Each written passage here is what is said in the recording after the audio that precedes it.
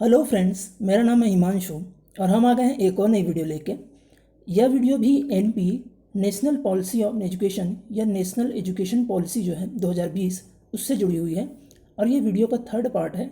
इसमें हम देखेंगे कि उच्चतर शिक्षा या हायर एजुकेशन में नेशनल एजुकेशन पॉलिसी के फलस्वरूप कौन कौन से परिवर्तन आएंगे।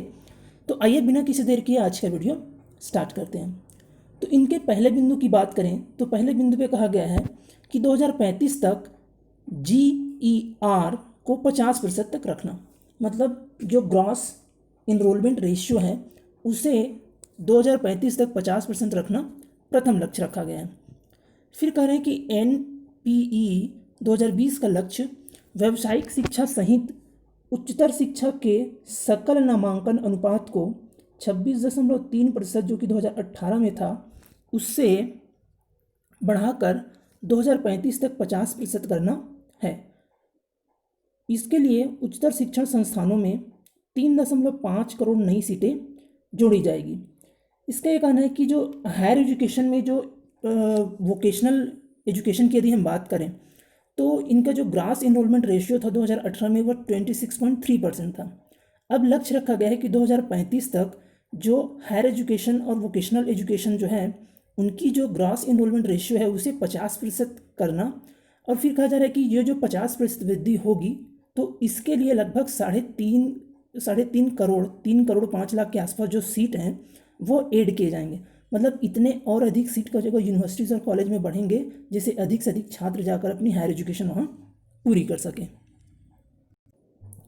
फिर एक पॉइंट है समग्र बहुविषयक शिक्षा, होलिस्टिक मल्टीडिसिप्लिनरी एजुकेशन। इसमें कहा गया है इस नीति में लचीले पाठ्यक्रम, विषयों के रचनात्मक संयोजन, व्यावसायिक शिक्षा एवं उपयुक्त प्रमाणन के साथ मल्टीपल एंट्री एवं एग्जिट बिंदुओं के साथ व्यापक बहुविषयक समग्र अवर स्नातक शिक्षा की परिकल्पना की गई है। इसका कहने का तात्पर्य है कि ये जो पॉलिसी है उसमें मुख्य रूप से मल्टीडिसिप्लिनरी होलिस्टिक जो अंडर ग्रेजुएट एजुकेशन प्रोग्राम है वो बनाने का प्रयास किया गया है, उसका लक्ष्य रखा गया है। साथ ही कहा गया है कि इनमें जो करिकुलम रहेगी वो काफ़ी फ्लेक्सिबल रहेगी और जो सब्जेक्ट का जो कॉम्बिनेशन होगा वो काफ़ी क्रिएटिव तरीके से रखा जाएगा। साथ ही कहा गया है कि इनमें जो वोकेशनल एजुकेशन का इंटीग्रेशन प्रॉपर तरीके से होगा और इनमें बहुत सारे multiple entry and exit point रहेंगे और सभी का सर्टिफिकेट दिया जाएगा। जैसे यूजी शिक्षा इस अवधि के भीतर विभिन्न एग्जिट विकल्पों तथा उपयुक्त प्रमाणन के साथ 3 या 4 वर्ष की होगी। इसमें कहा गया कि जो यूजी का जो कोर्स होगा ग्रेजुएशन का वो 3 या 4 वर्ष का होगा। उदाहरण के लिए 1 वर्ष के बाद यदि कोई जो करेंगे कंप्लीट कोर्स तो सर्टिफिकेट मिल सकता है। 2 वर्ष के बाद जो मिलेगा वो एडवांस डिप्लोमा होगा और 3 वर्षों के बाद जो हमें मिलेगी सर्टिफिकेट वो स्नातक की डिग्री रहेगी। वहीं यदि हम यूजी का कोर्स 4 वर्ष के बाद 4 वर्ष तक करते हैं तो हमें शोध के साथ स्नातक मिलेगा। अर्थात यदि हम 1 ईयर करते हैं तो हमें केवल एक सर्टिफिकेट मिलेगा, 2 ईयर का कोर्स करते हैं तो एडवांस डिप्लोमा सर्टिफिकेट मिलेगा, 3 ईयर करते हैं तो बैचलर डिग्री मिलेगी और 4 ईयर करते हैं तो बैचलर्स विद रिसर्च की जो डिग्री हमको मिलेगी। फिर कहा गया है कि विभिन्न HI से अर्जित डिजिटल रूप से जो अकादमिक क्रेडिट्स रहेंगे उनके लिए एक एकेडमिक बैंक ऑफ क्रेडिट की स्थापना की जानी है जिससे कि इन्हें अर्जित अंतिम डिग्री की दिशा में अंतरित एवं गणना की जा सके। कहने का तात्पर्य है कि एक एकेडमिक बैंक ऑफ क्रेडिट की स्थापना की जाएगी जिसका मुख्य उद्देश्य रहेगा कि आपने अपने अध्ययन के दौरान जो भी क्रेडिट पॉइंट कलेक्ट किए हैं उनको ये सीधे ट्रांसफ़र कर देंगे जब आप डिग्री लेने जाएंगे। तो जब आपको डिग्री मिलेगी तो सारे आपके जो क्रेडिट पॉइंट्स होंगे वो डिग्री में काउंट कर दिए जाएंगे। तो आपके इन पॉइंट्स का ट्रांसफ़र करना आपके डिग्री लेने के समय तक ये काम रहेगा ये जो एकेडमिक बैंक ऑफ क्रेडिट का। फिर कहा गया कि देश में वैश्विक मानकों के सर्वश्रेष्ठ बहुविषयक शिक्षा के मॉडलों के रूप में जो IIT IIM के समकक्ष एक बहुविषयक शिक्षा एवं अनुसंधान विश्वविद्यालय स्थापित किए जाएंगे। फिर कह रहे हैं कि जो multidisciplinary education and research universities हैं उनकी स्थापना की जाएगी जिसे कि MERUS कहा गया है। इन multidisciplinary education and research universities का जो मुख्य उद्देश्य रहेगा वो एक ग्लोबल स्टैंडर्ड की जो मल्टीडिसिप्लिनरी जो एजुकेशन प्रदान करना होगा, जैसे कि वर्तमान में हमारे यहाँ जो IITs एंड IIMs हैं वो प्रदान कर रहे हैं। फिर कहा गया कि पूरी उच्च शिक्षा में एक मजबूत अनुसंधान संस्कृति तथा अनुसंधान क्षमता को बढ़ावा देने के लिए एक शीर्ष निकाय के रूप में राष्ट्रीय अनुसंधान फाउंडेशन सृजित किया जाएगा। कहने का तात्पर्य है कि जो एक रिसर्च की प्रति जो एटीट्यूड है या रिसर्च को बढ़ावा देने के लिए नेशनल रिसर्च फाउंडेशंस की स्थापना की जाएगी, जिसका मेन फोकस होगा छात्रों को रिसर्च की ओर आगे बढ़ें या रिसर्च की ओर भी ध्यान दें, उस फील्ड में जाए, उसके लिए प्रेरित करना। फिर है विनियमन, रेगुलेशंस। इसमें कहा गया कि चिकित्सा एवं कानूनी शिक्षा को छोड़कर जो समस्त उच्च शिक्षा के लिए एक एकल अति महत्वपूर्ण व्यापक निकाय के रूप में भारतीय उच्च शिक्षा आयोग का गठन किया जाएगा। कहा जा रहा है कि higher education commission of India HECI का एक गठन किया जाएगा, जिसका मेन काम रहेगा कि जो चिकित्सा और कानूनी शिक्षा को छोड़कर जो अन्य उच्च शिक्षा हैं उनके लिए एक ऐसा सिंगल यूनिवर्सल अम्ब्रेला टाइप की बॉडी बने वो, जो अपने अंदर सभी को इनकॉर्पोरेट करके रखे।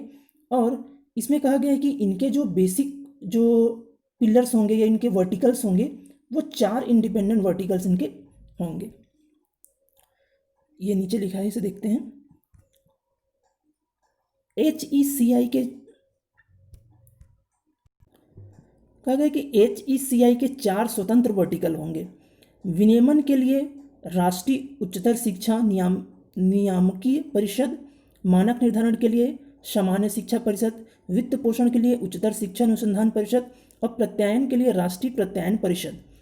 इसमें कहा गया है कि जो नेशनल हायर एजुकेशन जो रेगुलेशन कमीशन होंगे, हमने देखा था कि इसमें देखा था कि HECI higher education commission of India जो रहेंगे उनके 4 वर्टिकल्स होंगे।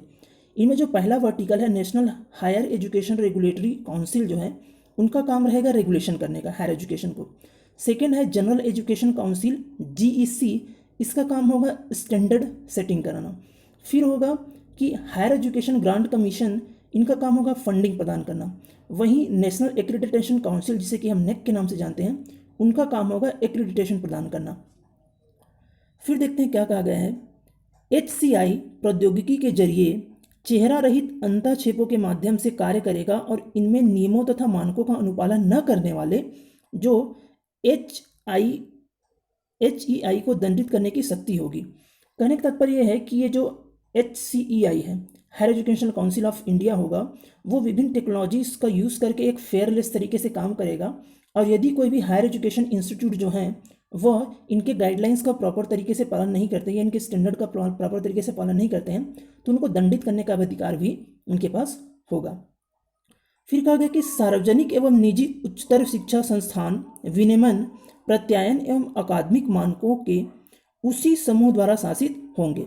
साथ ही कहा गया कि जितने भी जो प्राइवेट या फिर अन्य जो इंस्टीट्यूशंस हैं, उन सभी का रेगुलेशंस जो होगा वह इनके अंडर में ही होगा। फिर एक बिंदु इसमें जोड़ा गया है, विवेकपूर्ण संस्थागत संरचना, रेशनलाइज इंस्टीट्यूशनल आर्किटेक्चर। देखते हैं इसमें क्या कहा गया है। इसमें कहा गया है कि जो उच्चतर शिक्षा संस्थानों को उच्च गुणवत्तापूर्ण शिक्षा, अनुसंधान एवं सामुदायिक भागीदारी उपलब्ध कराने के जरिए बड़े साधन संपन्न गतिशील बहुविषयक संस्थान के रूप में रूपांतरित कर दिया जाएगा। इसमें कहा गया है कि जो जितने भी एजुकेशनल इंस्टीट्यूट्स हैं, खासकर जो हायर एजुकेशनल इंस्टीट्यूट्स हैं, उनको अपेक्षाकृत large, well resource, vibrant multidisciplinary institutions के रूप में इनको बांट दिया जाएगा। साथ ही कहा गया है विश्वविद्यालय की परिभाषा में संस्थानों की एक विस्तृत श्रेणी होगी, जिसमें अनुसंधान केंद्रीय विश्वविद्यालयों से शिक्षण केंद्रीय विश्वविद्यालय तथा स्वायत्त शासी डिग्री प्रदान करने वाले महाविद्यालय शामिल होंगे। इसमें कहा गया कि यूनिवर्सिटी की जो डेफिनेशंस होंगी वह काफ़ी ब्रॉड होगी और इसके अंतर्गत एक रिसर्च इंटेंसिव यूनिवर्सिटीज़ से लेकर टीचिंग इंटेंसिव यूनिवर्सिटीज़ और ऑटोनॉमस डिग्री ग्रांटिंग जो कॉलेजेस होंगे उनको भी शामिल किया जाएगा। साथ ही कहा गया कि जो एक मल्टीडिसिप्लिनरी जो इंस्टीट्यूशंस की जो कल्पना की गई है इसके तहत, उसके अंतर्गत जो हाई क्वालिटी टीचिंग, रिसर्च और कम्युनिटी इंगेजमेंट को बढ़ावा दिया जाएगा। साथ ही कहा गया कि महाविद्यालयों की जो संबद्धता रहेगी वह 15 वर्षों में चरणबद्ध तरीके से समाप्त हो जाएगी तथा महाविद्यालयों को क्रमिक स्वायत्तता प्रदान करने के लिए एक राज्यवार तंत्र की स्थापना की जाएगी। ऐसी परिकल्पना की जाती है कि कुछ समय के बाद प्रत्येक महाविद्यालय या तो स्वायत्त शासी डिग्री प्रदान करने वाले महाविद्यालय में विकसित हो जाएंगे या फिर किसी विश्वविद्यालय के संगठक महाविद्यालय बन जाएंगे। कहने का तात्पर्य है कि जो अभी जो कॉलेज को जो आगे जो एफिलिएशन प्रदान की जाएगी वो 15 साल की रहेगी। अब इसके बाद क्या हो जाएगा, वो एफिलिएशन समाप्त हो जाएगा। तो इसमें कहा गया है कि अब कोशिश करेंगे कि जिस भी कॉलेज को एफिलिएशन प्रदान की जाती है या मान्यता प्रदान की जाती है वो इस 15 साल के आते आते या तो खुद एक ऑटोनॉमस कॉलेज बन जाए या तो फिर क्या हो जाएगा, किसी जो बड़ी विश्वविद्यालय है उसके अंडर एक या किसी बड़ी जो यूनिवर्सिटीज है उसके अंडर एक कॉलेज के रूप में सम्मिलित हो जाए। फिर उसके अंतर्गत एक पॉइंट जोड़ा गया है, प्रेरित, ऊर्जाशील और सक्षम संकाय, मोटिवेटेड एंड कैपेबल फैकल्टी। तो इसके अंतर्गत कहा गया है एनपीई सुस्पष्ट रूप से परिभाषित, स्वतंत्र, पारदर्शी नियुक्ति, पाठ्यक्रम अध्यापन कला डिजाइन करने की स्वतंत्रता, उत्कृष्टता को प्रोत्साहन देने, संस्थागत नेतृत्व के जरिए प्रेरक, ऊर्जाशील एवं संकाय के क्षमता निर्माण की अनुशंसा करता है। इस मूलभूत नियमों का पालन न करने वाले संकाय को जवाबदेह ठहराया जाएगा। इसमें कहा गया कि जो मुख्य रूप से जो एनपी का जो मेन रोल रहेगा वो क्या रहेगा कि जो भी फैकल्टी का सिलेक्शन हो वो बेसिकली मोटिवेटिंग, इंगेजिंग और एक कैपेबिलिटी बिल्डिंग, उनमें वो जो गुण होने चाहिए। साथ ही कहा गया है कि ये जो संस्थाएं रहेंगी उनमें एक फ्रीडम टू डिज़ाइन, जो कि इनके जो करिकुलम को अपने स्वतंत्र रूप से डिज़ाइन करने की उनमें उनको स्वतंत्रता रहेगी। साथ ही साथ ये कहा गया कि यदि इनके जो एक गाइडलाइंस ये बनाते हैं यदि इनको प्रॉपर तरीके से यदि वो पालन नहीं करते हैं तो उनको दंडित करने का अधिकार भी संबंधित जो संस्थान रहेंगे उनको, उनके फैकल्टी को रहेगा कि अगर फैकल्टी उनके जो उन्होंने अपना एक क्राइटेरिया डिसाइड किया है कि हमको इस आधार पर आगे अपना प्रोग्रेस करना है, यदि उनकी फैकल्टी उस तरीके से उनको कोऑपरेट नहीं कर रही है तो उन फैकल्टी को दंडित करने का अधिकार संबंधित संस्थान को रहेगा। साथ में अध्यापक शिक्षण के रूप में एक पॉइंट जोड़ा गया है। इसमें कहा गया है एनसीईआरटी के परामर्श से एनसीटीई के द्वारा अध्यापक शिक्षण के लिए एक नया और व्यापक राष्ट्रीय पाठ्यक्रम ढांचा एनसीईएफ 2021 तैयार किया जाएगा। वर्ष 2030 तक शिक्षण कार्य करने के लिए कम से कम योग्यता 4 वर्षीय इंटीग्रेटेड बीएड डिग्री हो जाएगी। गुणवत्ता विहीन स्वचालित अध्यापक शिक्षण संस्थान के खिलाफ सख्त कार्रवाई की जाएगी।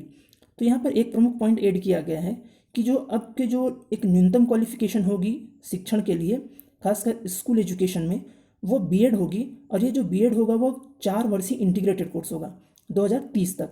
यदि ऐसा नहीं करती है कोई भी संस्थान और बिना प्रशिक्षित शिक्षकों के यदि वो अध्यापन कराती है तो उनके खिलाफ कानूनी कार्रवाई हो सकती है।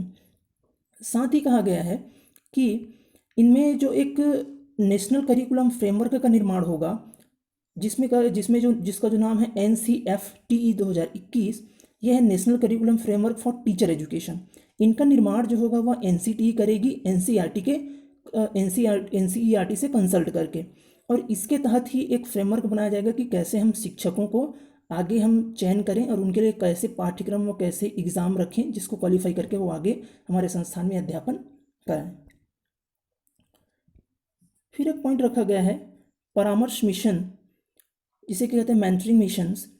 तो इसमें कहा गया कि एक राष्ट्रीय सलाह मिशन की स्थापना की जाएगी जिसमें उत्कृष्टता वाले व्यक्ति सेवानिवृत्त संकाय का एक बड़ा पूल होगा, जिसमें भारतीय भाषाओं में पढ़ाने की क्षमता वाले लोग शामिल होंगे जो कि विश्वविद्यालय या कॉलेज के शिक्षकों को लघु और दीर्घकालिक परामर्श व्यावसायिक सहायता प्रदान करने के लिए तैयार करेंगे।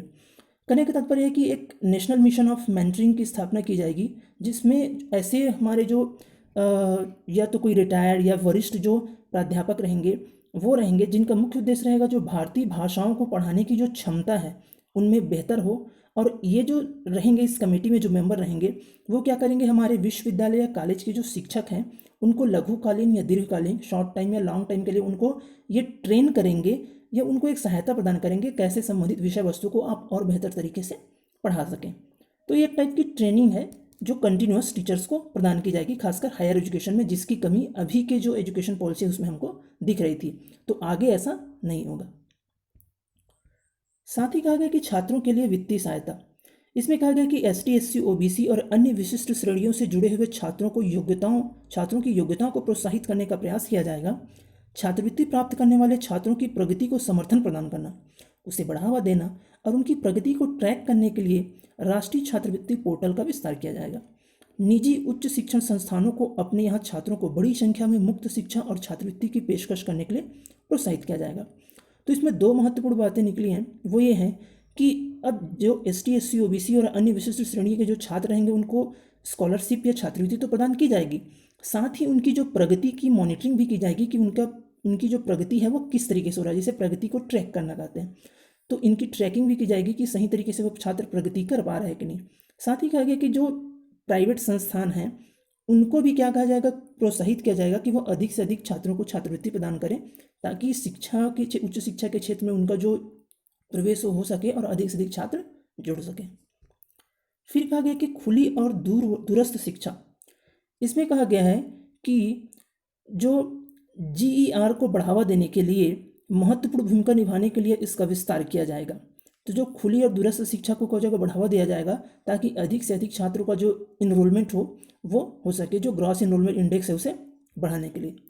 ऑनलाइन पाठ्यक्रमों और डिजिटल संग्रहों, अनुसंधान के लिए वित्त पोषण, बेहतर छात्र सेवाएं, MOC द्वारा क्रेडिट आधारित मान्यता आदि जैसे उपायों को यह सुनिश्चित करने के लिए अपनाया जाएगा कि यह उच्च गुणवत्ता वाले इन क्लास कार्यक्रमों के समतुल्य हो।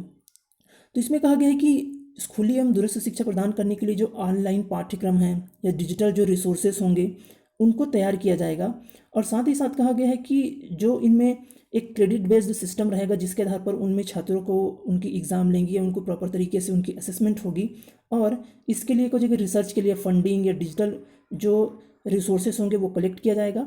और ये ध्यान रखा जाएगा कि हालांकि ये खुली और दूरस्थ या जो ओपन या डिस्टेंस लर्निंग है, लेकिन इनके जो संसाधन हैं वो एक उच्च गुणवत्ता वाले जो क्लास है, रेगुलर क्लास, उनकी तरह रहे। फिर एक पॉइंट ऐड किया गया है ऑनलाइन शिक्षा और डिजिटल शिक्षा।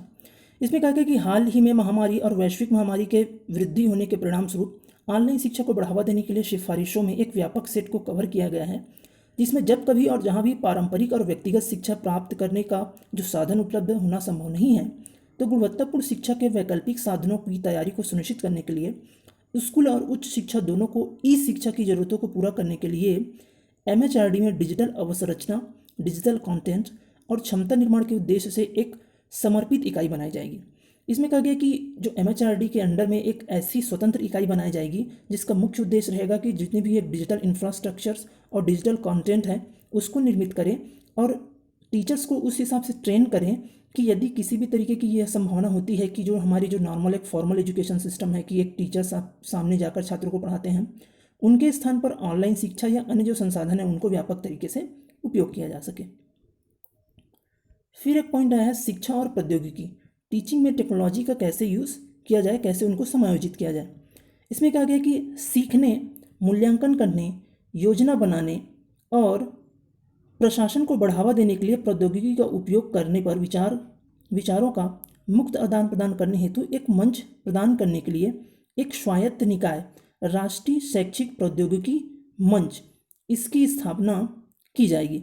शिक्षा के सभी स्तरों में प्रौद्योगिकी का सही रूप से एकीकरण करके उनका उपयोग कक्षा प्रक्रियाओं में सुधार लाने, पेशेवर शिक्षकों के विकास को समर्थन प्रदान करने, वंचित समूहों के लिए शैक्षिक पहुंच बढ़ाने और शैक्षिक योजना प्रशासन और प्रबंधन को कारगर बनाने के लिए किया जाएगा। तो इसमें कहा जा रहा है कि एक ऑटोनॉमस बॉडी जिसका नाम रहेगा national educational technology forum NETF, उसकी स्थापना की जाएगी और ये क्या करेगा, एक प्लेटफॉर्म प्रदान करेगा अपनी आइडियाज़ को एक्सचेंज करने और साथ ही साथ ऐसे आइडियाज़ जिसके द्वारा हम अपने टीचिंग लर्निंग के दौरान को जगह विभिन्न टेक्नोलॉजीज़ को यूज़ कर पाएँ और इन टेक्नोलॉजी के द्वारा न केवल लर्निंग को इन्हेंस करने में, असेसमेंट करने में और एडमिनिस्ट्रेशन को प्रॉपर तरीके से प्लान करने में जो इनको यूज़ किया जा सके, ऐसी आइडियाज़ को एक्सचेंज करने के लिए एक प्लेटफॉर्म प्रदान करेगा।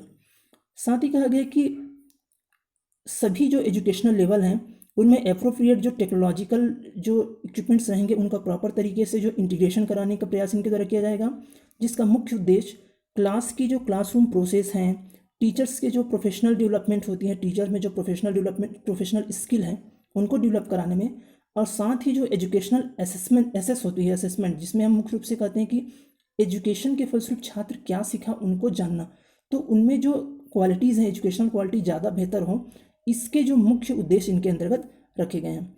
साथ ही कहा गया कि इसमें और कहा गया है कि वंचित समूहों के लिए शैक्षिक पहुंच बढ़ाने और शैक्षिक योजना प्रशासन और प्रबंधन को कारगर बनाने में किया जाएगा। तो इसका मुख्य उद्देश्य रहेगा कि जो डिसएडवांटेजेस जो ग्रुप हैं, जो ऐसे लोग हैं, ऐसे बच्चे हैं, उनके लिए क्या किया जाएगा, एक प्रॉपर एजुकेशनल प्लानिंग की जाएगी, प्रॉपर एडमिनिस्ट्रेशन एंड मैनेजमेंट किया जाएगा, ताकि वैसे बच्चे भी इन महाविद्यालयों या विश्वविद्यालयों में आकर अपना अध्ययन पूरा करें। भारतीय भाषाओं को बढ़ावा देना। भारतीय भाषाओं को बढ़ावा देना, इसके अंतर्गत कहा गया है कि सभी भारतीय भाषाओं के लिए संरक्षण, विकास और जीवंतता सुनिश्चित करने के लिए इनके द्वारा पाली, फारसी और प्राकृत भाषाओं के लिए एक Indian institute of translation and interpretation और राष्ट्रीय संस्थान की स्थापना करेंगे। उच्च शिक्षण संस्थानों में संस्कृत और सभी भाषा विभागों को मजबूत करने और ज़्यादा से ज़्यादा उच्च शिक्षण संस्थानों में कार्यक्रमों में शिक्षा के माध्यम से मातृभाषा, स्थानीय भाषा का उपयोग करने की सिफारिश की गई है। तो इसमें भी कहा गया है कि भारतीय भाषाओं को बढ़ावा देने के लिए जो पाली, फारसी और प्राकृत भाषा है, उनका यूज़ जो होगा हायर एजुकेशन में भी हो सकेगा और इनके लिए स्वतंत्र एक विभाग की स्थापना की जाएगी। साथ ही कहा गया है कि संस्कृत जैसे विषय को भी उच्च शिक्षण संस्थानों में एक जगह जो हमें चयन करने का अवसर प्राप्त होगा। और इसमें कहा गया है कि ज़्यादा से ज़्यादा शिक्षण संस्थानों में जो विभिन्न कार्यक्रम ऑर्गेनाइज हो या अध्यापन का कार्य हो, वो मातृभाषा या स्थानीय भाषा में हो, इसकी भी सिफारिश की गई है।